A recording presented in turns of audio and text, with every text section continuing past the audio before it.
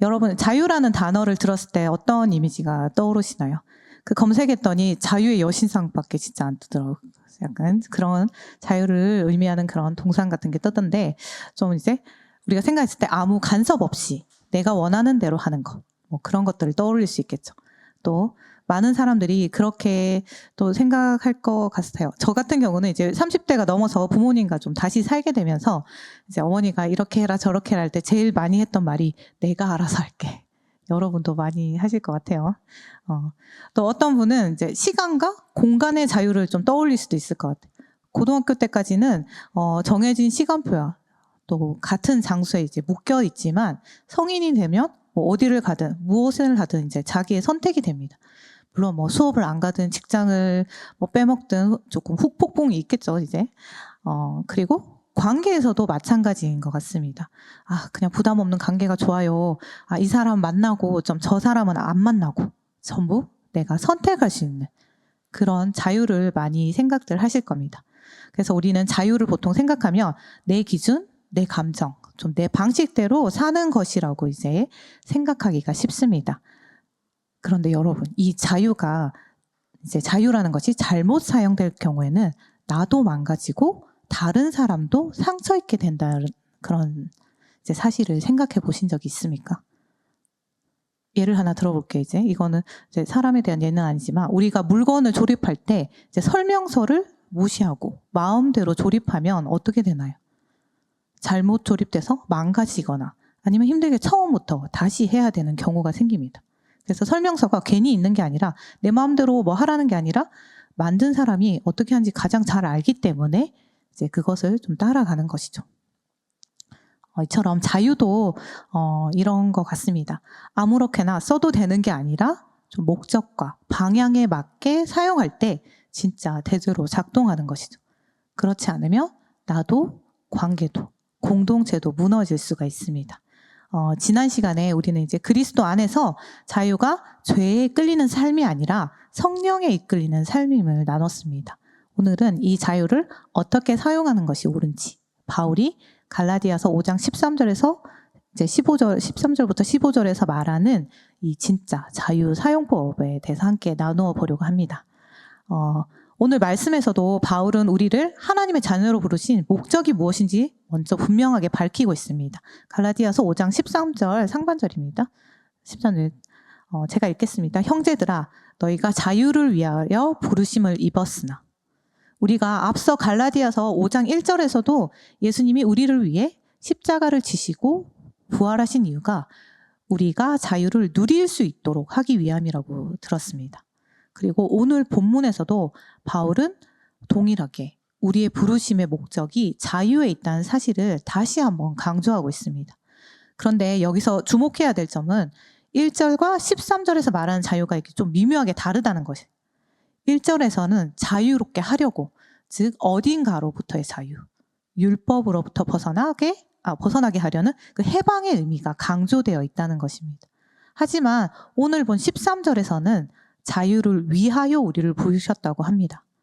이것은 단순한 해방이 아닌 무언가를 향해 나아가는 목적이 있는 자유, 방향성을 가진 그런 자유를 말합니다. 그렇다면 그 자유가 어디를 향하고 있을까요? 이제 이에 대한 좀 그 힌트가 갈라디아서 5장 6절에 나오는데요. 5장 6절입니다. 함께 읽도록 하겠습니다.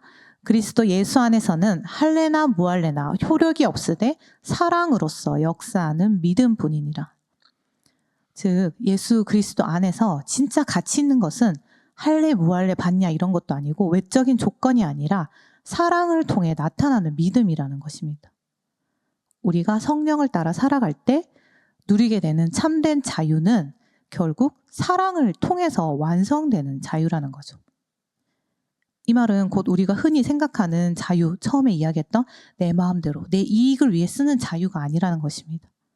하나님이 우리에게 주신 자유는 사랑을 실천하는 삶을 위한 것입니다. 좀 더 명확히 말하자면 자유는 사랑을 실천하기 위해 존재하고 사랑을 위해 사용되어야 한다는 것입니다. 하지만 여기서 바울이 한 가지 주의를 덧붙입니다. 이 자유가 언제나 사랑을 향해 흘러가는 것은 아니라는 것입니다. 자칫하면 이 자유를 전혀 다른 잘못된 방향으로 사용할 수 있다는 것. 갈라디아서 5장 13절 말씀을 다시 한번 보겠습니다. 제가 읽을게요. 형제들아 너희가 자유를 위하여 부르심을 입었으나 그러나 그 자유로 육체의 기회를 삼지 말고. 바울은 우리에게 주어진 자유가 잘못된 방향으로 좀 남용될 수 있음을 경고하고 있습니다. 그 대표적인 예가 바로 육체의 기회로 삼는 것입니다. 여기서 육체는 이제 부정적인 의미로 쓰여지고 있는데요. 단순히 우리가 가진 그 신체적인 몸 또는 인간의 약함이나 실수하기 쉬운 존재라는 것을 말하는 것이 아닙니다. 바울은 갈라디아서 5장 19절부터 21절에서 육체가 무엇인지, 무엇을 의미하는지 구체적으로 설명하고 있는데요. 제가 읽을게요. 육체의 일은 분명하니 곧 음행과 더러운 것과 호색과 우상 숭배와 주술과 원수 맺는 것과 분쟁과 시기와 분냉과 당짓는 것과 분열함과 이단과 투기와 술 취함과 방탕함과 또 그와 같은 것들이라. 전에 너희에게 경계한 것이 경계하노니 이런 일을 하는 자들은 하나님의 나라를 유업으로 받지 못할 것이요. 이처럼 바울이 말하는 것은 육체라는 것은 우리가 전에도 나눴지만 하나님의 뜻과는 정반대되는 자기 중심적인 그 죄의 성향을 말합니다. 자기 자신만을 위한 삶, 감정과 욕망에 이끌려서 절제하지 못하고 성령의 인도하심과는 정반대의 삶을 사는 방식을 말하는 것입니다. 더 쉽게 말하자면 내가 하고 싶은 대로만 살고 싶어. 하나님보다 내가 삶의 주인이 되고 싶어. 지금 내 감정, 내 욕망이 제일 중요해. 이렇게 생각하게 만드는 그 내면의 욕구와 본성이 바로 여기서 말하는 육체인 것입니다. 그리고 이 본성은 나밖에 모르는 그 죄의 성향, 곧 인간 내면의 그 왜곡된 중심인 것입니다. 이렇게 바울은 욕구가 이런 욕구가 본질적으로 왜곡되어 있다고 말합니다. 그리고 이것을 그대로 들면 이제 방금 전에 갈라디아서 5장 19절부터 21절에서 말한 것처럼 결국 다툼, 시기, 분노, 음란, 방탕과 같은 육체의 일들이 자연스럽게 드러나게 되는 것입니다. 그래서 바울은 말합니다. 우리가 자유롭게 되었다고 해서 이제 뭐든지 해도 된다고 오해하지 말라고. 그 자유를 내 마음대로 해도 돼라는 핑계로 삼지 말라고 경고하고 있는 것입니다. 왜냐하면 그런 삶은 결코 성령 안에서 누리는 진짜 자유가 아닙니다. 결국 또다시 죄와 욕망에 묶여 살아가는 그런 자기 중심적인 삶일 뿐이기 때문입니다.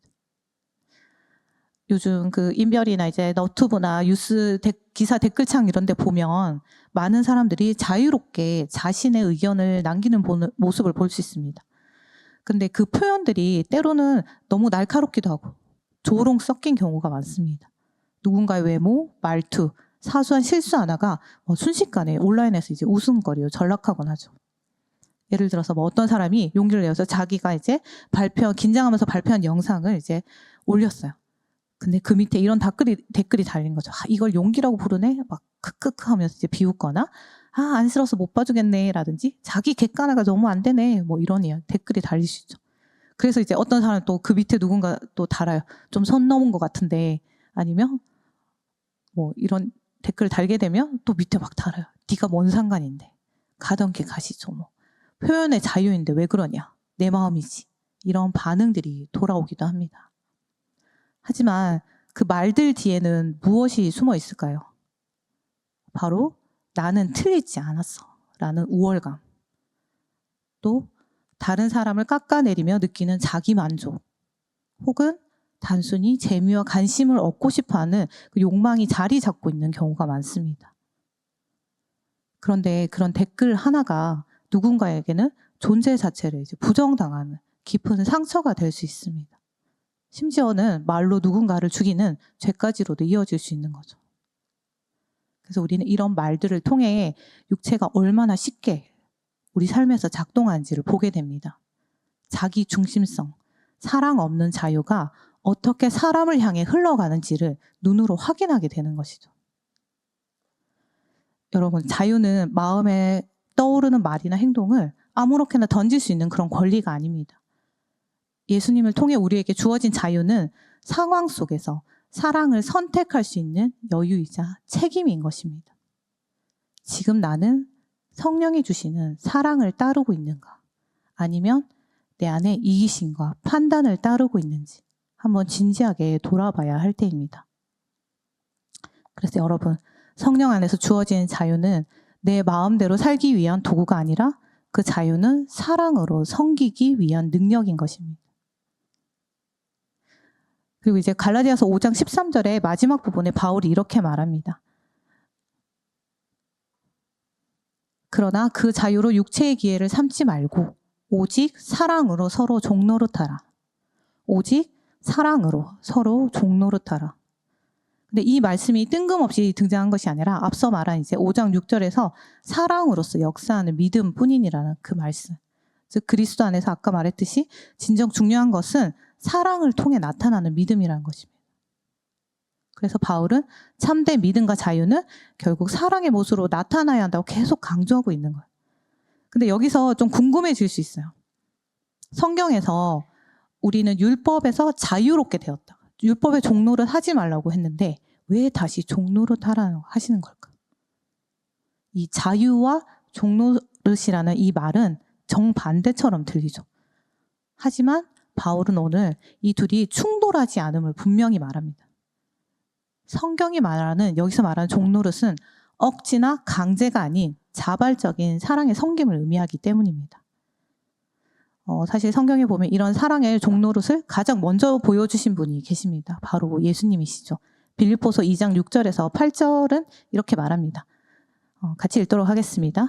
그는 근본 하나님의 본체시나 하나님과 동등됨을 취할 것으로 여기지 아니하시고 오히려 자기를 비워 종의 형체를 가지사 사람들과 같이 되셨고 사람의 모양으로 나타나사 자기를 낮추시고 죽기까지 복종하셨으니 곧 십자가에 죽으심이라.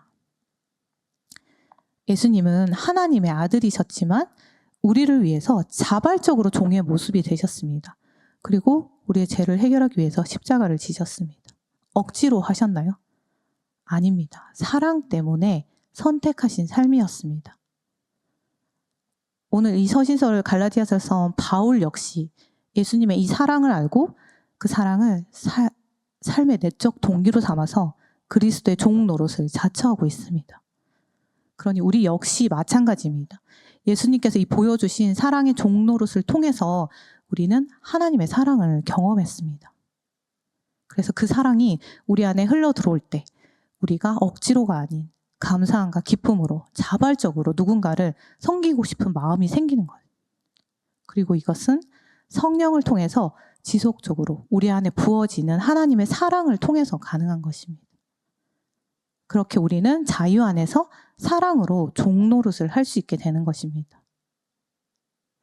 그렇다면 실제로 우리가 자유를 가지고 사랑을 선택하며 살아갈 때 그 모습은 좀 어떤 방식으로 드러날 수 있을까요? 바울은 이제 이어지는 5장 14절에서 이렇게 말합니다. 함께 읽도록 하겠습니다. 온 율법은 내 이웃 사랑하기를 내 자신같이 하라 한 말씀에서 이루어졌나니. 바울은 5장 3절에서 율법을 지키려 한다면 전부 다 지켜야 된다는 그런 의미가 있다고 말했었어요. 지난주에. 그런데 지금 그 모든 율법이 이 단 한 구절로 요약될 수 있다고 말합니다. 그것이 바로 이웃 사랑인 것입니다. 이 말씀은 예수님께서 이제 마태복음 22장 37절에서 40절에 이제 37절부터 40절에서 하신 말씀과도 연결되는데요. 거기에서도 내 하나님을 사랑하라. 그리고 내 이웃을 내 자신처럼 사랑하라.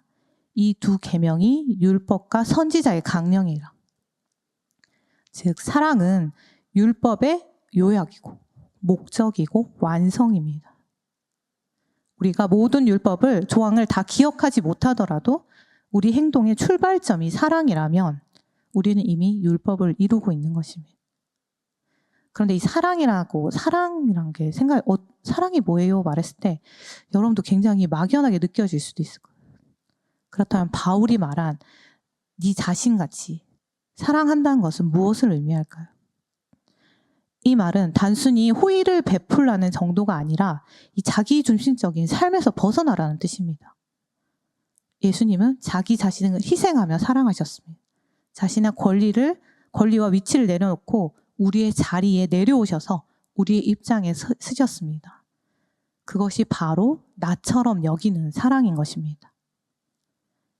예수님이 보여주신 사랑의 방식, 바로 그것이 우리 안에서, 이 공동체 안에서 실천해야 할 사랑의 모델인 것입니다.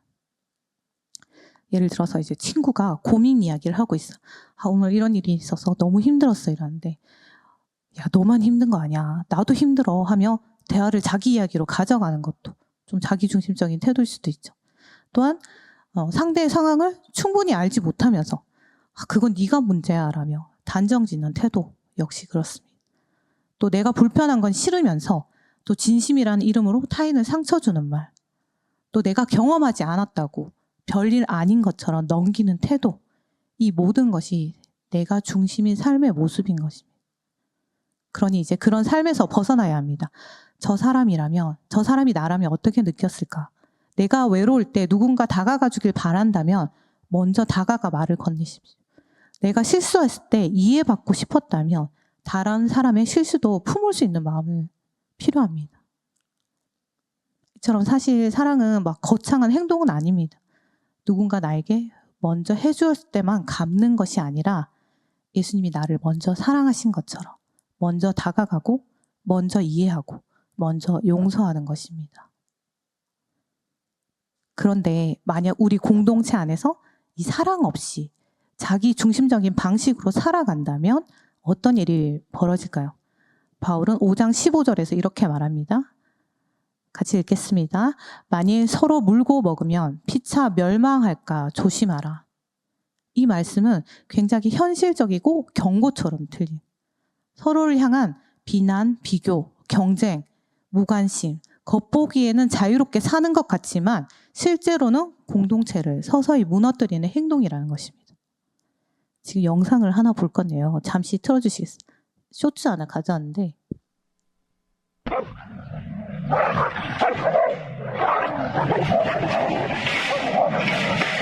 이놈들 봐라. 정리가 돼야 돼. 정리가 알아서. 강아지 알아서 표정 정리돼야 한번 돼. 보십시오. 강아지. 화이트가 싸울 때. 댐벼버리네 이제. 화이트가 댐벼버려. 봐봐 둘이. 네, 넘겨주셔도 괜찮을 것 같아요. 여러분 이거 개싸움이죠. 개싸움. 개싸움. 개판입니다. 근데 굉장히 봤을 때 본능적이고 원초적이고 막 감정적인 충돌이 막 일어나죠. 그리고 강아지 표정 보셨어요? 눈 뒤집히는 거, 흰자막 일어나고 이빨 드러내는 거. 여러분 우리 모습일 수도 있어요. 바울이 말하는, 내가 뭐 우아하게 말로 이렇게 이야기하고 있다고 해서 내가 우아한 줄 알면 안 되십니다. 내가 하는 말들이 내 안에, 그 하는 말 안에 사랑이 없다면 그 결과는 이 개싸움 끝나고 나면 막 피부 다 찢기고 피 흘리고 있어, 걔들이. 그런 상처뿐인 것이죠. 그리고 심할 경우는 누군가 죽어야 끝나는 싸움입니다. 결국 사랑이 없는 자유를 행사한다면 아무도 남지 않고 공동체는 상상 조각이 나게 됩니다. 예수님은 사랑으로 자기를 희생해 우리를 살리셨습니다. 그런데 그 예수님을 믿는 우리는 지금 주어진 자유를 가지고 누군가를 죽이는 데 사용하고 있는 건 아닌가요? 그렇다면 이제 멈춰야 할 때입니다. 먼저 멈추고 먼저 이해하고 먼저 사랑할 수 있게 되기를 간절히 기도합니다. 여러분 오늘 우리가 자유에 대해서 이야기를 했습니다. 이제 자유가 단순히 누군가 간섭하지 않는 상태가 아니라 하나님께서 우리에게 주신 자유는 사랑을 실천할 수 있는 능력이라는 것. 그것은 내 욕망을 따르는 자유가 아니라 성령 안에서 이웃을 품고 이해하고 섬기는 선택의 여유와 책임감이라는 사실을 기억했으면 좋겠습니다. 물론 사랑하며 사는 것이 결코 쉬운 일이 아닌 것 같아요. 저에게도 굉장히 어려운 일인 것 같고 때로는 내 안에 그런 이기심이 먼저 튀어나오기도 하고 또 상대방의 그 말이나 행동이 내 마음을 막 다치게 할 때도 있습니다. 그래서 우리는 아직 미숙하고 실수도 많을 때도 많아요. 하지만 이 중요한 것은 완벽한 사랑을 실천하는 것이 아니라 예수님이 우리에게 먼저 다가오셨고 먼저 이해하셨고 먼저 사랑하셨던 것처럼 그 사랑을 닮으려, 그 사랑의 방향으로 계속 걸어가려는 태도와 결단이 필요한 것입니다. 그리고 바로 그 길 위에서 우리를 갖고 가시는 분이 계십니다. 바로 성령님이십니다. 지금 여러분 안에 계신 그분이십니다. 성령님은 우리가 억지로 사랑하도록 몰아붙이지 않으시고 예수님의 그 사랑을 계속 경험하게 하시며 우리 안에 조금씩 변화의 열매를 맺게 하십니다. 그래서 오늘 우리는 이렇게 기도할 수 있을 것 같습니다. 주님, 오늘 내 안에 사랑할 수 있는 자유를 주세요. 실수하더라도 다시 사랑을 선택하게 해주시고 성령님, 저를 통해서 그 사랑을 흐르게 해주세요. 사랑으로 종노릇하는 삶, 그것은 실패 없는 완벽한 삶이 아니라 하루하루 성령님 안에서 다시 사랑을 선택하는 삶입니다. 그러니 이제 여러분 그 자유를 예수님처럼 사랑의 능력으로 사용해보는 그런 한 주가 되시기를 축복합니다.